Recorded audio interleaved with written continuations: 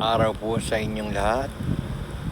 Ito po si Danilo Dizon, ang host ng mga programang opinyon dito lang sa Danilo Dizon TV.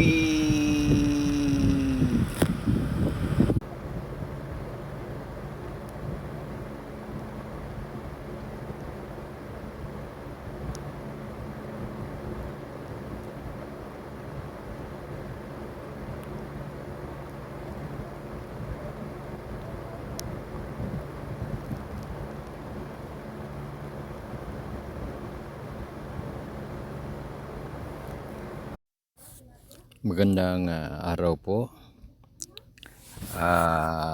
Pag-usapan po natin yung tungkol sa impeachment na magsisimula sa House of Representatives at ito ay iakyat sa Senado. Yung Senado ang magiging impeachment trial court.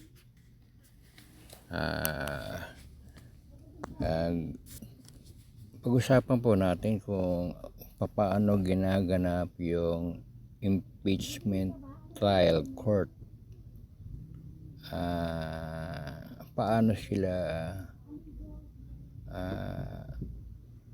gumaganap sa tinatawag nilang trial court. Kasi po sabi nila yung mga abogado na nagpapaliwanag tungkol sa impeachment trial ay hindi raw ito ito daw ay political. Hindi ko maintindihan yung political court, ganun. Ibig sabihin, hindi siya regular court. Ang mga judges, ewan ko paano man maging judges yan, hindi naman nag-aral ng batas. Siguro, dahil political nga, hindi kailangan na nag-aral sila sa batas. Yung ibig lang sabihin, dahil political court yan,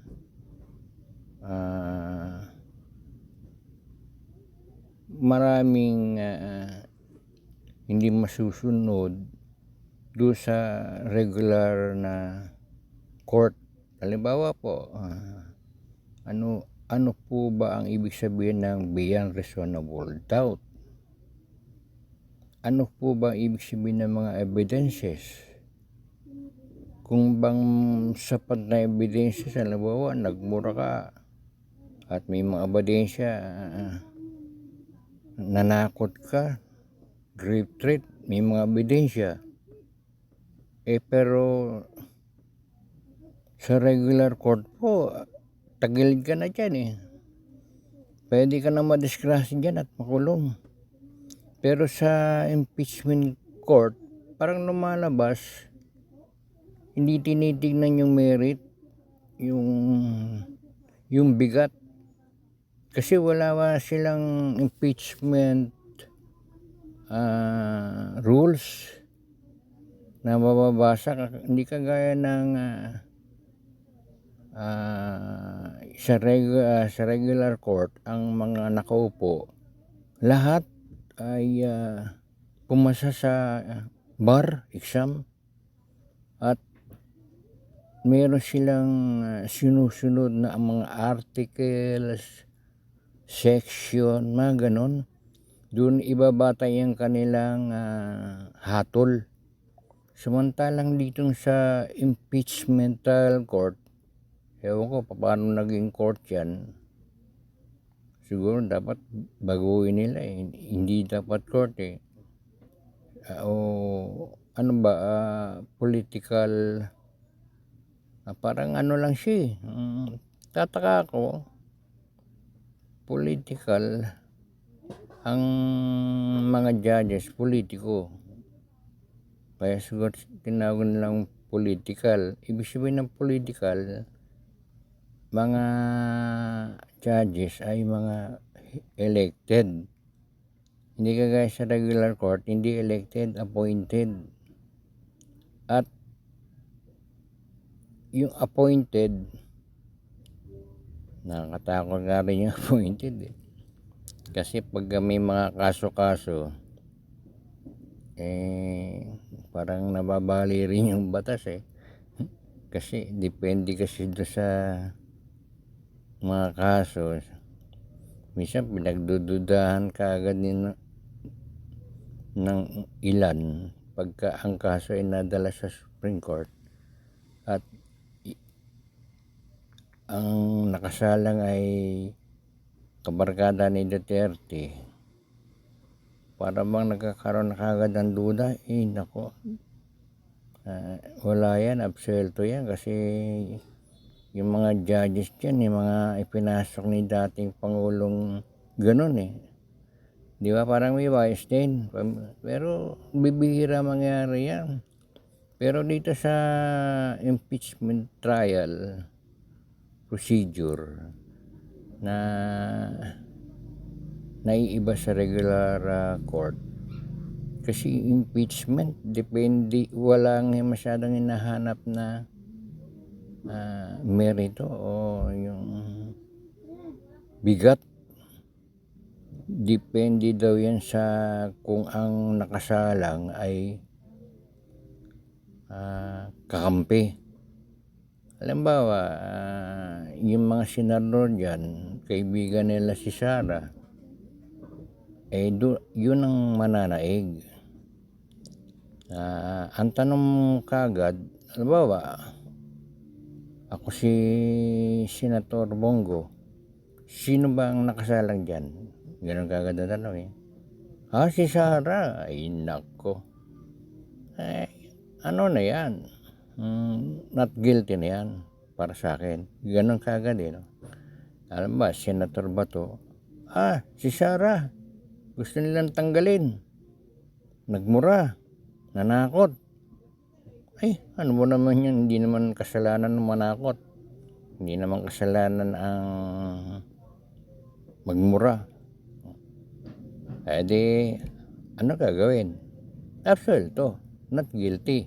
Ganun ba yun? So, lalabas, hindi pinag-uusapan dito kung ano yung ginawa ng taong gusto nilang tanggalin. Yung pong impeachment ay pagtanggal. English kasi impeachment eh, pero pag tinagalog yan tanggalin. Bakit? May kasalanan. Ano kasalanan? Nagmura sa pinakamataas na opisyal ng bansa. Ang presidente, minura. Pati asawa, first lady, minura.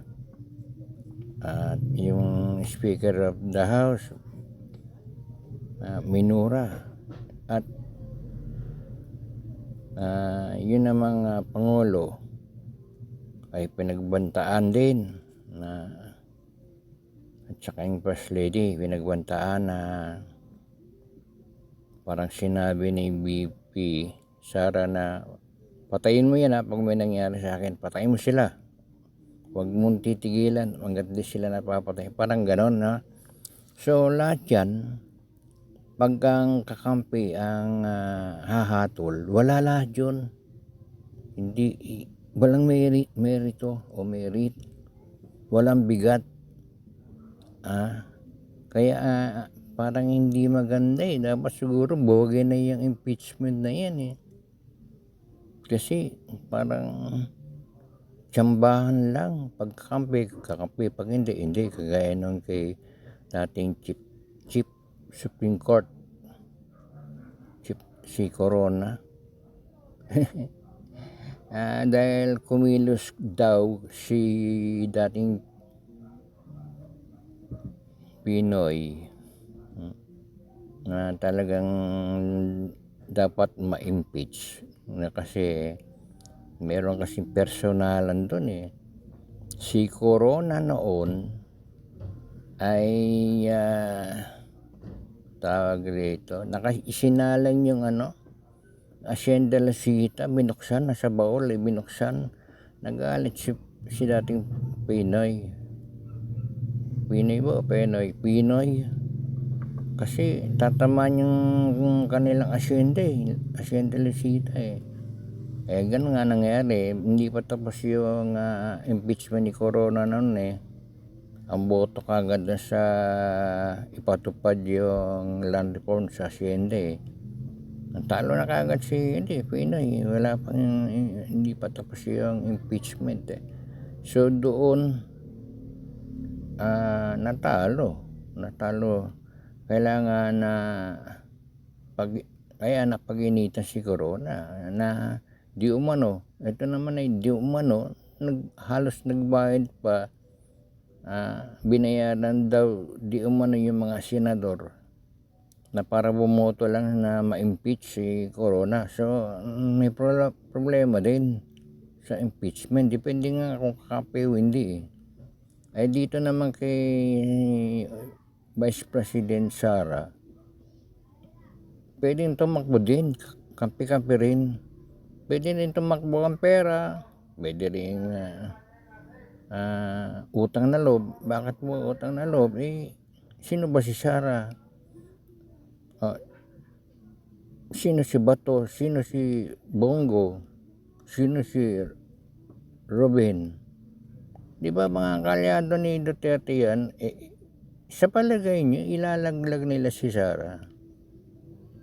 Common sense kasi yun nga ang impeachment ay hindi na